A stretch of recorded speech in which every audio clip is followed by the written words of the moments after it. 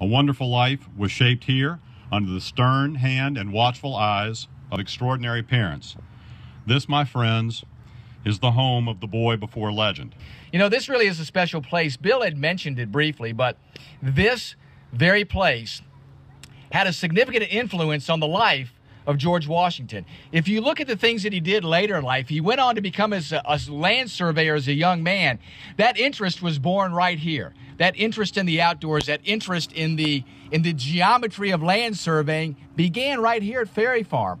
Also, when he went on to serve his nation in uniform, that idea of service above self was something that was formed right here on Ferry Farm. And if you understand how he came to be a young man and how he understood his place, that happened here at Ferry Farm. And as you know, that service above self followed him through his career after the United States won its independence in the Revolutionary War.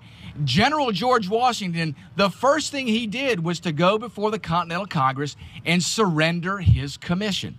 Again, something that he learned and that idea developed right here at Ferry Farm. So we're blessed as a nation to be able to enjoy the history here and to learn the different pieces of George Washington's life that made him who he was. It later went on to become the president. Hesitantly, as Bill mentioned, several times was asked to become president and declined only after great assertions by others to do that did he yet become our president. And that, again, was something that was formed here at Ferry Farm, that idea of service above self. We're blessed to be here today for this ceremony of retiring the flag.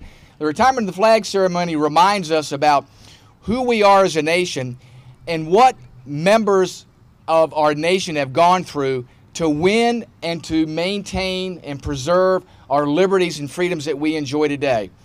And just as Gary mentioned, it should remind us today of those brave men and women that have served in our military and those that are serving today.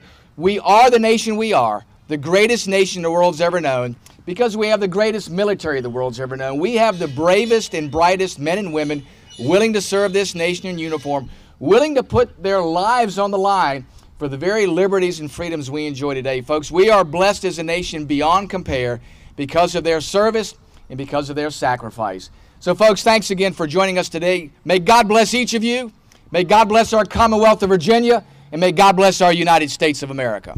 Oh, say, can you see by the dawn's early light what so proudly we hailed at the twilight's last gleaming, whose broad stripes and bright stars through the perilous fight o'er the ramparts we watched were so gallantly streaming, and the rocket's red glare, the bombs bursting in air, gave proof through the nights that our flag was still there.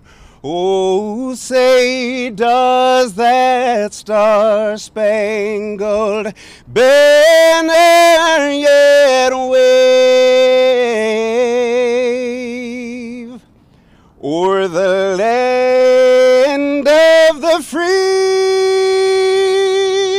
and the home of the